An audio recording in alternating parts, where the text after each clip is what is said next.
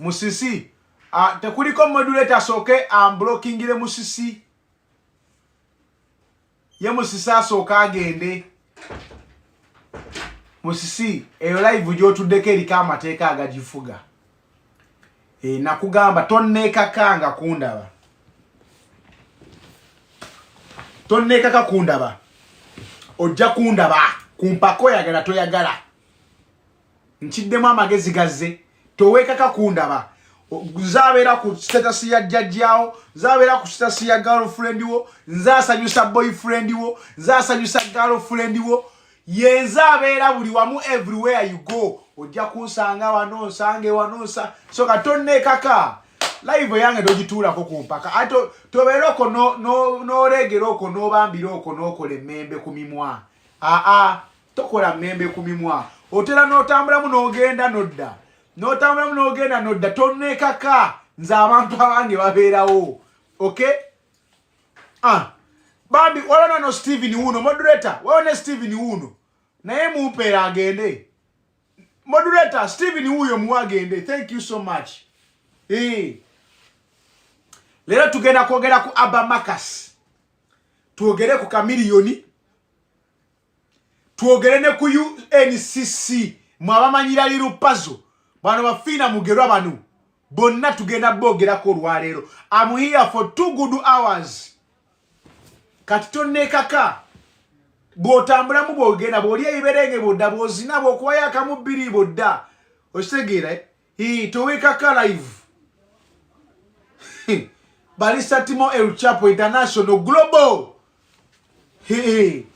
Timo goyogerako omumanyi everywhere you go Barista abo ku Facebook musharinge live abo ku TikTok mumala kola 10k tudoke tutandike musharingire Abba Makasi mumupitira jewano yaziza de misango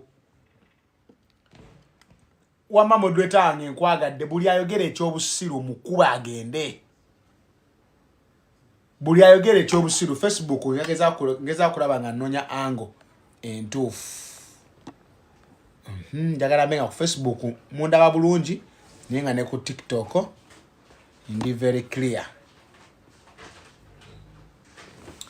so kat Facebook munina bulungi do you have me very good moderator buli ayogere ekyobusiru block buli ayogere ekyobusiru block buli ayogere ekyobusiru block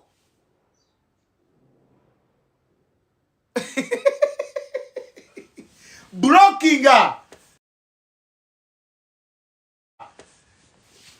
tone bwatandaba wanajja kundaba ku simu ye kumpaka nzabeera ku status za mikwano gyo nzabeera ku tiki bakwana wo kuzogo bakola mu challenge sound zange ze batulamu girlfriend wo sound zange zabeerako onsanga ku page eno onsanga eri kati tonnekaka so compare ono OTF mumpere OTF soko mumpere senga asidi ngokedde sinna yangu sinna wana kwanjula show senga asidi atuse sinna wana kwanjula show senga asidi atuse my sister wanje ogamba timwa nyinaze ndi bulungi alhamdulillah weyagala neyagala ensonga zezo tugenda tandikirawo ku Abba Makasi olwaleero ensonga y'amaanyi eno era nkulu nnyo olwaleero ebigambo bye ngenda okwogera biruma naye nga bye bituufu nange era bwena wangi nange enteesa yange ejja kubanga enyiiza nga erumamu naye ate era nga balina ogiwuliriza thank you kati ndowooza senga kootuuse ntandika esho tuleme kulwawo kale ate olina okukomawo tutumale okudisikasingamu katono nnyo anyway olunaku olwaleero mbali njagala mbapuleyingire akatambika Abba kano nga bwe mba nnyonnyola kigambo ku kigambo nga tetunnaba kugenda mu kwanjula show Abba yatandise bw'ati Uganda. I'm finally choosing to break silence about a very, very serious issue that needs action with immediate effect. As you all already know, agambe nti bannayuganda njagala nveeyo njogere ku nsonga eri mu kugenda maaso ate kyetaaga ne tutekinga action with the immediate effect kyetaaga kiveeyo ensonga eno ekolebweko mu bwangu ddala. Listen. That my father's not doing well, he's in hospital, and you guys probably only know the surface level information about what is really going on. Taata wange tali okay. Era essaawa eno ali mu ki? Ali mu ddwaliro. Naye mmwe mwenna abali eyo mumanyiiko surface level eyaki ekituufu ekigenda mu maaso. Kitegeeza ki ife abali mu kujobodya, abali mu kukuba emimwa, twogera biki bye tumanye ebyokungulu naye waliyo ebyomunda. Abagenda maaso. To start things off, my father suffers with acute pancreatitis. In most cases, Nagamba nti okutandika n'ensonga eno taata we alwala obulwadde obuyitirwa acute. Obulwadde bwa lusawo nnyo nnyinza obutalusobola. You know, the surface level information about what is really going on. To start things off, my father suffers with acute pancreatitis.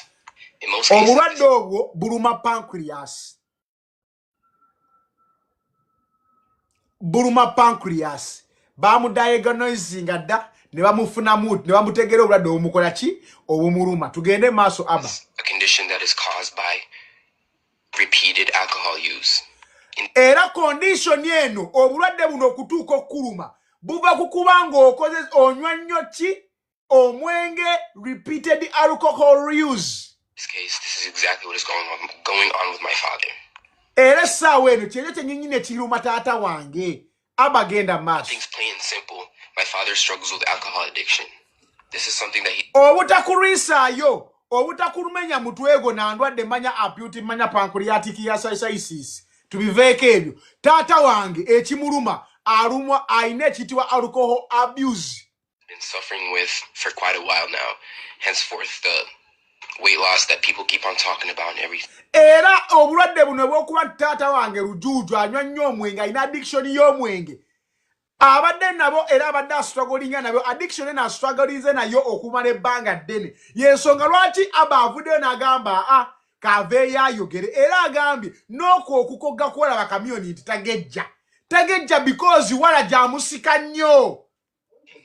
It completely disheartens me when I see the internet throw around and bash my mother, making her the... Era n'agamba kimukola bubi era kimukosa nnyo ku mutima. Buli lwalaba intaneti ng'evaayo ekuba ki? Ekuba maama we. Emunenya ku biki taata we byayita bw'obanga bagamba Daniela yalagajjalira ki? Omusajja gannena tavuddeeyo eri omusajja naye ng'ekituufu taata waabwe asafaringa ki? Alcohol addiction. Cause of everything. I am here to tell you that is completely false. My mother has nothing to do with any health issues that my father may be experiencing. Era n'ava n'agamba nti nno ali wano kukugamba nti maama we talina kakwate konna ku mbeera ya taata we ne bya strugglinga nabyo wadde health issues zonna maama we talina kyakola ki kyavunaanyizibwawo ku ekyo. Wuliriza nnyo Abba. Throughout my entire life, I've always seen my father struggle with alcohol and controlling the use of alcohol. N'agamba nti obulamu bwe bwonna akuzaala bataata we alwana n'addiction yene yaki eya alcohol. Akuza kiraba ekitegeeza kamiyoni abadde strugglinga n'okutamiira okuva nga ba Abba bakola ki nga batonga bamulaba. Given he's a big public figure and he's human at the end of the day, he may struggle with certain anxieties and blah blah blah. And n'agamba n'ekyokuba nti ne kamiyoni naye muntu naye munnanga abaako n'ebintu bya strugglinga naki nabyo ne anxiety ez'enjawulo mwe mugira n'emize gino n'ebintu ebikola ki ebigenda mu maaso. So kitegeeza ne Abba akitegeera nti ne taata we muntu era ali bound tali immune kukola mistakes oba kubeera na addiction ng'omuntu omuki omuntu omulala. Tugende mu maaso. maybe he chose to use that as a escape. Unfortunately, N'agamba no oyinza okwesanga taata we okunywa omwenge ayinza okuba akikola nga escape. Kitegeeza ng'ekintu kyaddukiramu ne yeekweka muli okusobola okulwana depression gyayitamu n'ebintu bya strugglinga naye ng'eki ng'omuntu wuliriza bulungi. That kind of thing is starting to catch up with him. Naye kyagambye nti these kind of things are starting to catch up with him. Kitegeeza nti bino byonna byabadde ng'akola over the years kati bitandise okudda nga bizza backfire. Bino byabadde nabyo ebya addiction n'ebisigadde bitandise okuzza backfire. Kadama wuliriza nnyo tewategedde Abba kye yakoze eki kye yayogedde. I may not look like it. I'm very angry with my father, and I'm angry with the environment that he puts himself in and the people he surrounds himself with. Nagamba naye kisinga okumukola obubi ye si musanyufu ne taata we abantu be yeetooloola abamwetooloola ne environment gy'awangaaliramu. Abba alinga agamba nti environment kamyoni gy'abeeramu eri toxic temwongerako wabula emuteeka buteesi wansi awo tujja. Never in my life have I seen such unconcerned parents that are so careless about their children's well-being. Nagamba nti ye mu bulamu bwe bwonna talabangako bazadde. Abazadde abatafiirayo ddala ku baana baabwe takirabangako. Kati ye olagezaako okuteekayo ki okuwulira olugalo tuwulire gye kiggwera. Nagamba atya Abba? In this case, I am talking about my father's parents. Kati olwo olugalo Abba n'alusonga mu famire y'amayanja. Nagamba nti famire y'amayanja babadde balagajjavu nnyo eri Chameleone nti bino byonna abadde ng'abikola naye nga basuddeyo gwa Nagamba tebamukola ki tebamugambako. Kati ye Abba kyavayo n'abapinpoint nga Nagamba nti babadde nga tebakola ki tebakoze mulimu gwabwe nga bazadde kugaidinga mwana waabwe kuleka mizeegi muwuliriza nnyo. So far, I have already lost 2 uncles, and that is because of the complete utter irresponsibility I've ever seen from parents. Nagamba essaawa eno ngenga Abba yakaluuzinga ba anko be babiri nenga oluusi osanga bandiwonye n'olwokuba nti baali irresponsible mu ngeri gye beekwatangamu n'environment ze baawangaalirangamu. Agamba ayinza okuba ze zimu ku nsonga lwaki ba anko ba babiri abo baakola ki baafa. Wuliriza. So far, I have already lost 2 uncles, and that is because of the complete and utter irresponsibility of these people's parents. Honest to God, I don't even like to call them my grandparents because I don't like any association with them. Nagamba naye yenga yo muntu tayagala na kubayita bajjajjabe oba jjajja tayagala bayita bagrandi be because tayagala association yo na kakwate konna kaye ku famire eyo. Ye ayogera ku famire y'amayanja famire mwava omuzzukulu ayogera. That's a whole nother story altogether. Nagamba emboozi ate emboozi yo ndala ajjawo obukyayi atuuka atya okubanga tabaagala atuuka atya okubanga jjajjaawe tamwagala era nga yamulaba bw'atyo. Njagala tugende empola kitegeeza Abba alina obulumi bwe bw'abadde asirikidde ebbanga eri famire eyo. Tugende. On the comments if you guys want to know about that, but back to the main topic.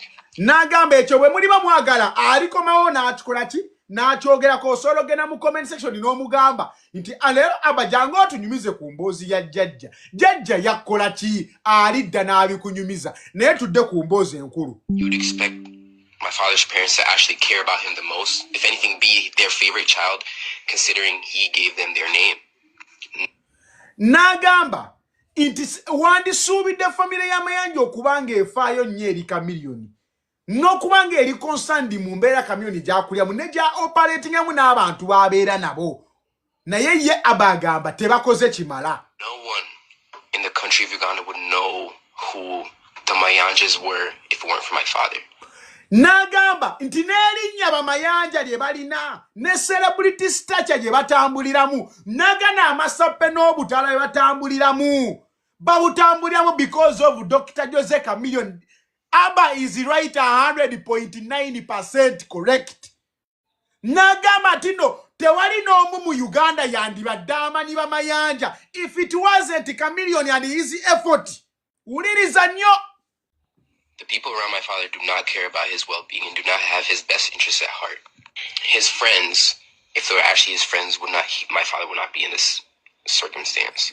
Nagamba abantu bonna abeetoolodde Chameleone bonna tebafaayo gy'ali tebalina best interest ze at heart kitegeeza ebigendera bya Chameleone oba ebirubiro bya Chameleone ebirungi bo si bye baliwo okutuukiriza oba si bye balina ku mitima gyabwe wabula nabo balina ebyayo baagala okukola ki okuyisaawo singa baali balina ebigendererwa ebirungi eri Chameleone teyandibadde mu mbeera eno gy'alimu bino ebigambo bya Abba tugende mpola. They don't actually care about him. They just care about the monetary value he brings to them. Tebafaayo ku Chameleone oba ali atya oba yeyisiza atya oba yekutta atya oba yasuza atya wabula kyebafaayo it is the monetary value Chameleone gy'aleeta eribbo ze ssente ze bamukolamu ne ssente ezijjira ku linnya lye bo abantu abamwetoolodde awo tugenderamu bamutima bajjebbi baani abo bonna babasiima bonna abamwetoolodde bafa ku ssente monetary value erinna Dr. Jose Chameleone ze lireeta. You're right 100%. The point of this video is I want to bring the truth out to the people that care about my father. Uliriza nnyo Abba n'akugamba video eno agikoze okuleeta amazima eri abantu abafaayo eri Chameleone si ya mwenna video si ya mwenna si ya abajjonkeza abatagenda mutegeera video agikoledde abo bennyini abaagala Chameleone ebyaddala mutandika okufaayo eri Chameleone. Abba ali mu kubawa wake up call buli omu azuukuke Chameleone alina byayitamu byalwana ng'omuntu mwe bye mutamanyi. Listen. Fans, all his supporters, all his people. I want you all to know that if my father continues this pattern, according to the doctors, he has 2 years. Uliriza nnyo wano. Nagambe no message egende eri bafani bawelo wishers n'abantu abaagala Chameleone. If my father continues with this pattern, senga asigalanga embe akyekwatanga bwe yeekwata kati ng'agendera mu mize n'ebikolwa lyagenda akola kati n'okunywa nga wagenda anywa repeatedly. Abasawo bamugamba dda Chameleone asigazze emyaka 2. Bigambo bya Abba. And this really disheartens me because this is my father I've known in my entire life. Naye kino kinnuma nga Abba because ono ye taata yekka gwe mbadde mmanyi emyaka gyonna gye nnina ono ye taata yekka gwe mmanyi afaayo ng'omwana. I know him better than anybody on earth, even the people that listen to his own music.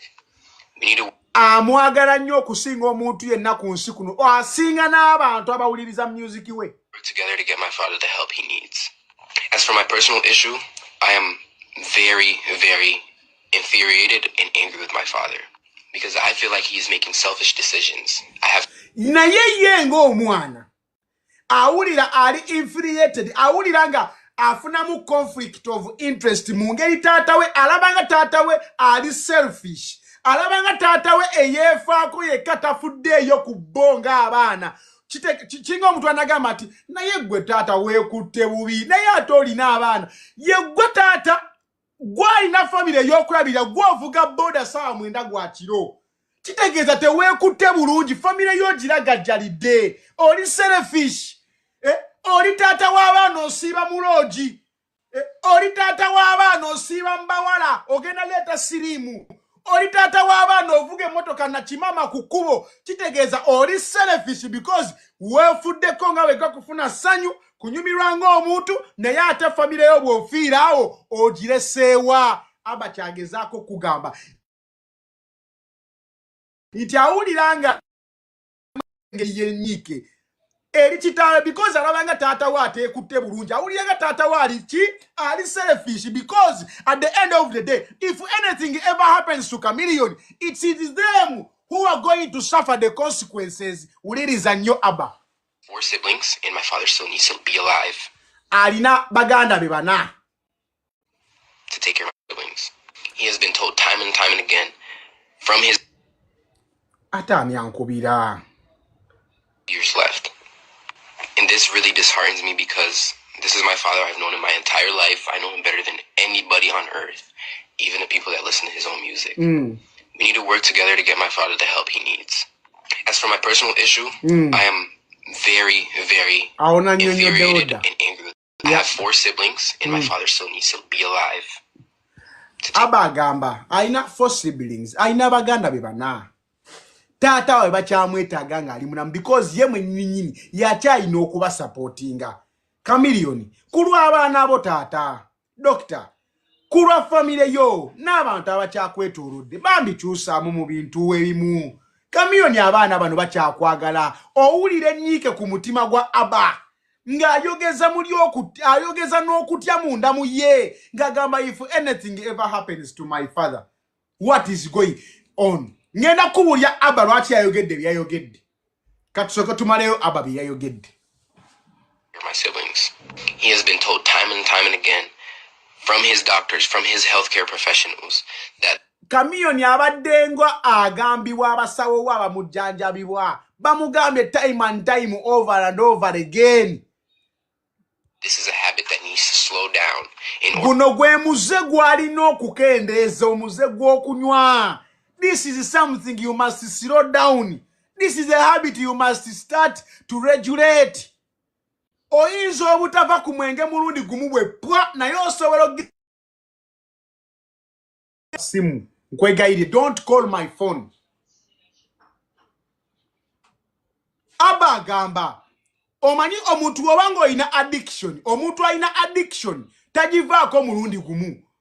Omuntu ng'obadde onywa nnyo sigala we baba bakujja ku sigala tebagambwa nti muveeko woba badde onywa paketi emu otandika okunywayo eminwe 4 n'oba ku minwe 4 nodda ku minwe 3 nodda ku 2 nodda ku gumu ate wootuuka ku gumu ng'onaatera omuviirako ddala tebagamba nti akatoddamu kunywa bakuwaayo babuyita batya buno busigala buno obw'ekiwaanyi nga ka promp babuyita batya senga asidi gw'omanyi oluzungu waliwo busigala bwe bakola nga tekaliimu sigala ninga kalinga sigala bagakuwa n'oweefuula ng'anywa ninga temuli kivaamu osegeera n'oweemanyiiza okunywa nenga temuli kivaamu si veepu nedda kiringa omuntu wonookwata essimu naye nga si ssimu kati bakuwa akantu kabanga sigala babugaba mu malwaliro bakakuwa n'obeera ng'okafuuwa naye nga temuvaamu sigala just obanga yeegezaagezaamu awo nti nno okola ki onywamu naye nga toli mu kunywa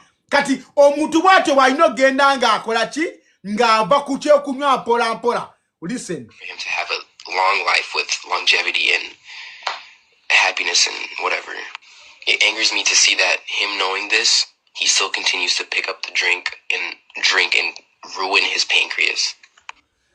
Abba n'agamba ekisinga okumuluma intu ku legacy taata we gy'akoze n'ebintu n'omukululo gw'azaakola n'ebintu by'azaakola byonna taata we akyasobola okweragajjalira okutuuka nti akyasobola okugenda mu maaso ng'akola ebintu ebimu by'abadde ng'akola asigala akyanywa omwenge nga bw'abadde ng'agunywa n'ayongera okutta pancreas ye. Kitegeeza endwadde erikka Abba gye yayogedde ey'oluzungu gye saategedde ekwata bulwadde ekwata ki pancreas. Pancreas mu Luganda ke kataago eruma kataago eruma akati akataago. Tugende. That is why I'm on here asking for everybody's help. That is why kyovola bandi wane essaawa eno ngezaako okusaba obuyambi bwa buli muntu. Pancreas mu Luganda kye ki? Akawago bannange ke kawago ke kataago si ke kalulwe bannange senga asidi gwe nekakasa mu luzungu ke kawago ke kataago sisuubira nti ke kawago. It doesn't sound right in my head. Tugende. I want all his supporters, all his fans, everybody that enjoys my father's music, even if you may not like him, even if you may not agree with the things he's done. Even myself agreed that he's a very... Nagamba nti mwena bafaani ba Chameleone abamwagala ne woba tomwagala ne artist ng'onyumirwa ennyimba ze ne woba tokkiriziganya na bikolwa ebimu Chameleone byazze ng'akola bambi Chameleone essaawa eno yeetaaga obuki obuwagizi bwammwe n'obuyambi bwammwe. Very flawed human being. He's a very flawed man. But at the end of the day, God put us in this world to love everybody. Nagamba ayinza okwa Chameleone si yatuukiridde mu mbeera ze n'ebikolwa bye naye munnange ku nkomekerero Katonda yateeka mu nsi eno ffenna twagalanga tukole ki to love each other like ffenna tweraga omukwano tweyagale ffenna. Asking everybody on here to hold him accountable. Lwaka kati kano Abba ke wayogedde si kalungimu wano Abba yagambye kyasaba buli muntu we hold the Chameleone accountable. Katwano Abba yabadde akambuwaddemu. We must hold him accountable. Chameleone tulina okumuvunaana buli kimutuukako akivunaanyizibwako. He's the one accountable. Because ye mwenyini yali selfish, ye mwenyini yateefuddeeko ng'omuntu. At the same time, by all means, I'm sending this message not in a negative way, not out of negative heart. Naye ate era mu ngeri y'emu nsindika obubaka buno si mu ngeri eri negative wabula ngisindika mu mutima mulungi. It's a completely human thing to struggle with addiction or substance abuse. N'agamba era kya buntu mu nsi muno buli muntu okubako n'ekintu ky'ostrugglinga nakyo oba ekintu kyonna kyonna ky'olina addiction tu. Kya buntu omuntu okuba ng'olina addiction nga gwe oyagala nnyo sigala kati ze tirimu nina addiction ya sex njagala nnyo sex. It is very very very okay okuba na addiction y'ekintu kyonna. It is very very very okay. Osokwera ngo oli addicted ku mapiano, osokwera ngo oli addicted ku kunywa sigala, oli addicted ku bintu ebitategereka. It is very okay, it is very human. Kya buntu okuba ng'olina addiction. Ono agambye ali addicted ku kasoap. Naye mwana gwe. This is not a call for embarrassment. This is not a call for you to go and embarrass people or embarrass my dad for. Guno omulanga gwagezaako kola. Si gwakuvaayo kuswaza taata we oba kuvaayo kuyita abantu batandika okumukuba oba okumuswaza oba okumujjonkera. Depending on substance. This is a call for oba omuntu yenenena ayina addiction oba ayina substance gyali addicted to. Togenda notandika kola ki? Kuba jonkera, kuba tekako mbeera oba kubaso oba kuswala or something like that. We need to collectively come together and help him if we want to keep. Tulina okujja ffenna wamu Naalongo Kitone mwenna mulina okujja mwenna wamu okulaba nga tuyamba Dr. Jose Chameleone. For the sake of music, for the sake of your favorite artist, and for the sake of us, his family. Nagamba kino tulina okukikola olwa mmwe abanyumirwa music we mmwe abalaba Chameleone nga artist wasinga ne family ye wonna okutwalira wamu bambi twegatte wamu tuyambe Chameleone. His true family. I want everybody to be all up in his comments, or however, if you know him, if you're in contact with him, if you meet him outside, if you meet him at a bar, I want you to let him know that people love him and people want him here. Namwenna abasobola okutuukirira Chameleone abamulabako gyayitira abamulabako mu restaurant gyali emmere abamusanga mu bbaala gyanywera mubeereyo mu mugambe nti Chameleone abantu bakwagalira ddala ku mutima ddala family yo nayo yennyini ekwagala.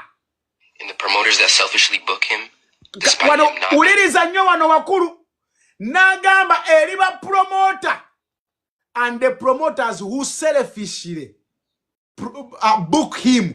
Kyagezako tegeeza ba promoter mwabatafaayo ne mubeera buli ssanga mubookinga Chameleone wano wali mulina okutandika okutunulira obulamu bwa Chameleone n'omuntu gwomuwa ebivulu ali mu right state of mind, physically, emotionally, psychologically, okugenda ku show zammwe. Stop being selfish simply because mwagala Chameleone ajayimbe. Listen. Physical condition visibly. You know what's coming for you. Momanye ekijja okuddirira mu ebyo bye mukola. Musajja mumukamudde emyaka 20 ayimba mumukamudde. Mumanye ekijja okuddako. So crazy to me that other people would see a human working to the point of to a breaking point. Nagamba kiruma. Nolaba abantu nga mukozesa omuntu omulala to the point of breaking. Omuntu ne mumukozesa paka ku seri okuba nti akutuka. Chameleone mumukozeseza mumujjemu sente ba Abitex ba balamu. ku point eyokuba nti alinga mashini paka ku point wawulira nga akutuse nenga temufaayo temufiirayo ddala gwe balamu balugahale wabuukirawo kamiyoni manye emyaka emeka okuyimbira yemmwe abamutadde mweyembeera mwe ba abitekisi mmwe mwasayininga kamiyoni ne mumuwamwabidirudiro etategereka paka omukazi omusajja mumutuusizaawo Banayuganda tulina okuyimirirawo olwa kamiliyoni. Kamiliyoni tali okay. He is not okay. Tusoke tumaleyo. Looking for shows. It's so clearly visible that my father's not doing well health-wise. Chirabwa na yonka, it's so clear and visible. Nti my father is not doing okay. Nemwe temuchiraba. And these promoters still continue to book him. Na yera mwe ba promoter ne musigala nga mumbukinga jayimbe. And use him as a workhorse because ne mumukozesanga embalase ekola. Again, it's about monetary value. Because it's about the monetary value. Machiri kusete mekaze mukola chi? Kusene ze mukola mu. Chitegeza Abba yagala tata weta yagala sente. Mumufa kuchimusereze mumukamulamu. Ne Abba alaje na kutata we. Abba is crying out loud for his father. He is crying out loud. Katasaze wajabi ogele bifuke bya abantu buli omwachi tegere. Mwamufa kuchimu ku monetary value je mujja ku Uganda. He is going to lose a father. You're going to lose an artist. To reiterate, anybody and anyone that even cares a little bit about my father's well-being, omuntu yenna ali eyo ng'ofaayo ne woba ofaayo katono nnyo bwe kati eri kamiliyoni. Please speak out. Hold him accountable and let's do what we can. He's given so much enjoyment and happiness to Uganda as a country and given it so much recognition. Yeah. I feel like personally this is our way of giving back. Yeah. Let's help him out. Thank you for listening, and I hope you can carry this message with Abba. Mu bantu abasinze okutegeera Abba Timonze number 1. Era Abba sawe no wafunyeyo number 1 fan. You are brave. You are a brave human being and you are a brave young man. Kasoke senga sidika muleta abere wano nga bwenkola submission yange. Then agenda kutandiki ne hane senga yinzo okunsazamu nga nkyayogera. Senga mpamwe dakika 5 zokka kankole submission yange. Abba otandikirawo senga. Listen. Chameleone. Bovanga ku kitande ekyo mukama nakuwa second chance no kitukako. Stop working so hard. Chameleone, you don't need to prove to anyone anymore. You are Uganda's number 1 musically. You are a living legend and we are proud of you. Chameleone, olaba nesema tewacha solo mutegeka abantu ne bamulaba. Chameleone, stop working like a horse. Mwe mutima mwe ba manager ba Chameleone mwe. Mwe abasiba bamubukia ne mumubukia na kubisho byabasibyeke bikate ni nebisansa. Ne mumubukia mu bisho sho bitategereka. Chameleone alina kubanga watu selebo jaliko ngayimba show 2 kusatu omwaka. Gano nunyeba seri milioni.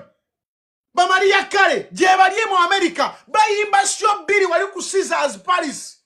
Shezo, snajja muserezi muyambo mwaka mulamba. Stop working like a horse, Chameleone. You're going to break down. Twaga tukulabe kuga Yvonne chakacheka wale South Africa. Wamanyi na kata abantu amulaba ko. Chameleone ekisinga kutawanya kiri kimu. Banome wali competinga nabo bava mu ligi yokuba nti banonya sente mu music. Gwate no sigalawo. Walemera mu ebintu by'abayimbi. Ostegera bebe kule sawa eno ali ku bintu bya government ali ku manya zino project manya zimbangudo manya za cancer manya bichi. This is why esawa eno babebe kulu bayimba lwe bagadde. Tuchasola mukubira simu jangwana kuwale kipabu jangwana kupawa king and nasana jangwana kuti you must stop taking these stupid calls. Funa short down nga za sentence tegerekeka. Rebrand yourself. Chameleone sawa no kuwango yimbira corporate companies. Oyimbira Stanley Biki Bank angetegese. Oyimbira umeme angetegese. Oyimbira URA. You must stop. You must stop, bro. Chameleone akwaga anata kwaga la kirizante oli wakabi. You don't need to prove yourself anymore. You've done it over and over again. Kapeke ya no se alimu studio ngane Chameleone alimu studio doing what? Diru paza alimu studio anonya hiti ne Chameleone alikuli hiti ononya hiti ononya achi byono bikoze wayimba de nyimba ziri mu lukaga nezi mute tunamana kuzikwata lyrics ocha tuongera ndalo tuongera zachi tusonyiwe tata tukiriza. We still need you alive. You are the musical icon Uganda and East Africa has to offer. Please. Eti singo kusumbua Chameleone. You want to race with the Bobby Wine and the Bebe Cool. You cannot race with the game anymore. Chameleone bali abasajja kati ebintu ebyo kuyimba byabivamu bino bye wesanga nabo kushone mwetomera ebyo babivaako. Bebe Cool Chameleone bali Bobby Wine basibali mu concert bali mu birala. Bebe Cool asibe ya nyonyonya ba minister anonya na bifo binene mu government babivaako da. Chameleone, you've worked for the regime. Regime ojikolede. Gwa bayimbira ku bivuru byawe. Gwa bayimbira ku zipote zawe. Gende wa Museveni akuwe kifokole. Omanyenti oyinaka office ko okuyimba wasigaza leisure. Bye kugamba bya dala 5 kamiri. Chameleone wegomeka avubuka botambulana. Nale Bobby Wine King sanga baze kudwali yokulaba. Oya ona avubuka manya bano bajabbi manya bano bani ovubuka butategerekeka ochatambula no ovubuka obucha unyenga to. You have to rebrand yourself. Tunulya Bebe Cool atambula no omuntu omukobula atenga ayambadde ngali smart. Nedi Kenze yakatandika okuyimba ano joli abalamu. Botunulya longivity. Ono Kedi Kenzo alinga kwota eya mailo jotambude mu music ne Kenzo kati yategeera da boloza seto zija mu music yo kojja kutuka kati akola bilala. To look at Kedi Kenzo right now. Chameleone, you must stop. You must rebrand. Ono Abba yabadde agezaako kola kanete senga asidi wano nga bwe madayo wano. Abba yabadde agezaako okukola. Abba yabadde yeti kula responsibility because ya tunulayo je kiraga. If anything ever happens, buli omwaberewo nga akimani nti bonga family bakulugwawe bakugambako tebikomye ku WhatsApp group bakugambiddeko ne mulujjudde kati tensi tegenda bane nyatte bakola kimala oba they neglected their father bo bagenda gamatino ta abaana bafayo omwana we yabayo n'okwogera n'ayogera kati bo bakyeti kudde bakikulesemu. You're fighting addiction. Your family is here to help. You're not listening. Kati then they are appealing to the public. Sija kwogera nnyo ku family ya Mayanja. Abba bye yabogeddeko bimala. Naye ekya family ya Mayanja okukireetamu ekyo Abba yakilesemu nga mama we yakimugambi. Yes. Ekyo mama we yakimugambye. Oyo mwana olaba Timo. Oyo mwana olabe sitasiya lindako nabirabye byonna. Omwana oyo akuze owulira. When he mentioned his family, yeah, he was meaning that apart from Bafani, the only people that Chameleone can listen to is his family. However, his family omwana nga wabanyonyodde is so selfish inti nabo kati bafuuka bafaani. Okitegeera obuzibu bwa Chameleone family ye bafaani be tasobya temamugamba ko bafaani. omwana kyabadde ntegeeza inti my family inti olaba kati when he said the only person to be held accountable for whatever is happening is Chameleone himself, because abantu bajja they are making Daniela as a scapegoat. You understand? They are trying to mean Chameleone is suffering depression. Chameleone has been an addict for the longest time. Everybody knows that. Even when Daniela was still with him. Yeah. Nga era nekyajja omukikankubulire Chameleone omutuufu I'm sure omumanyi ttimu bw'osinkana Miiri nga kwali nga tatamidde nga takozesezza biragalagala. He's the sweetest human angel on earth. Agaba ayagala abantu you know whatever, but kasita aguteeka mu ttama oba n'anuusaako ekintu kwe kukuba omukazi okumugyamu embuto okumumenyaamenya okumukasuka ku maddaala n'abantu bonna that have a problem with him. He does all those things ng'anywedde. You get? So when the kid is saying he has to be held accountable because he is an adult that has to make better choices. Nobody else. It starts with you. Exactly. That's what he meant. Exactly. Kubaffe abamanyi Miiri erya ddala, he's really a good person. His problem is bintu bisatu. Of course, ettutumu liwabya. Famire ye bafuuka bafaani inti ne bwakuba abakazi n'abakasuka mama wa amuwaana buwanyi. We don't want to attack his family because I'm sure they are struggling enough with whatever is happening. But bazadde be, we have seen nga bagamba imbu.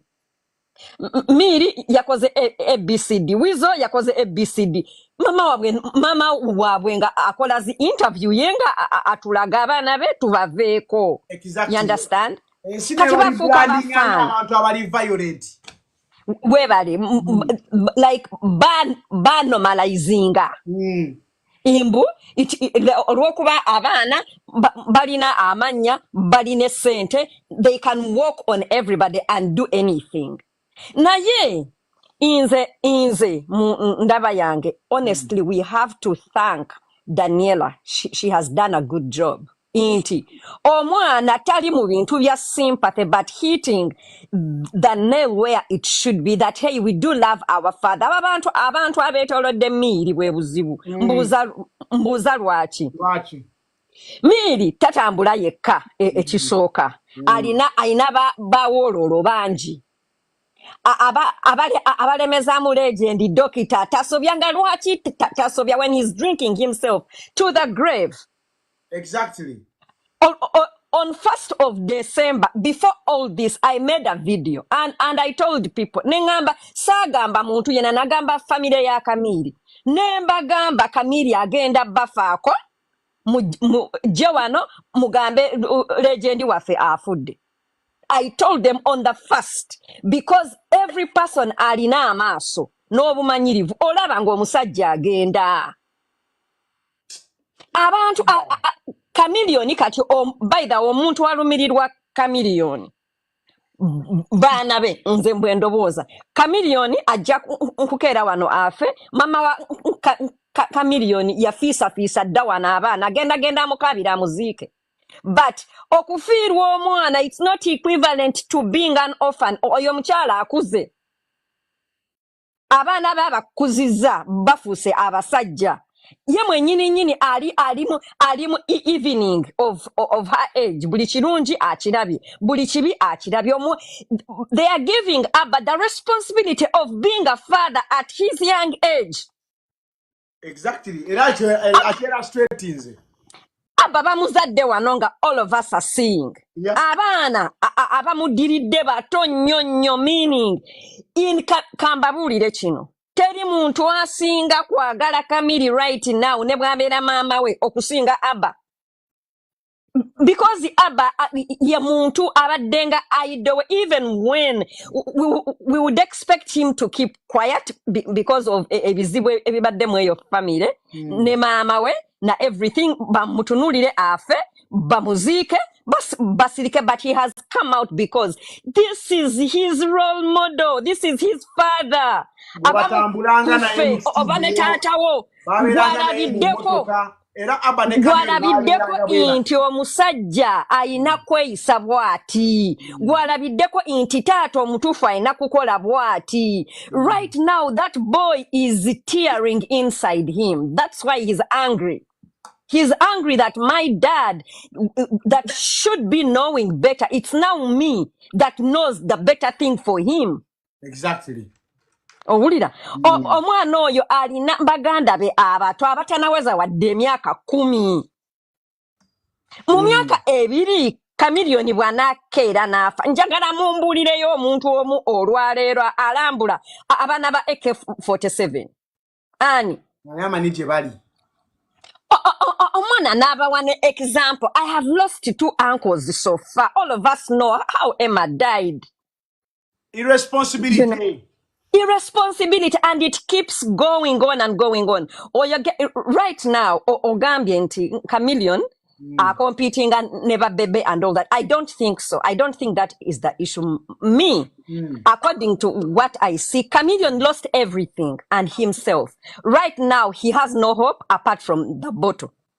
Abantu bamuleka owulira surrounding n'abantu I'm sorry to use this description, surrounding n'abantu basinga naye surrounding ne bakaddeyideyi naye surrounding n'omuntu atasobola mugamba nti boss ekyo nedda okuva ku manager ye mwennyini amutya zaabeba bini olwaleero luno nga bw'ogambye bannange babukinga batya Chameleone performingire bwayise.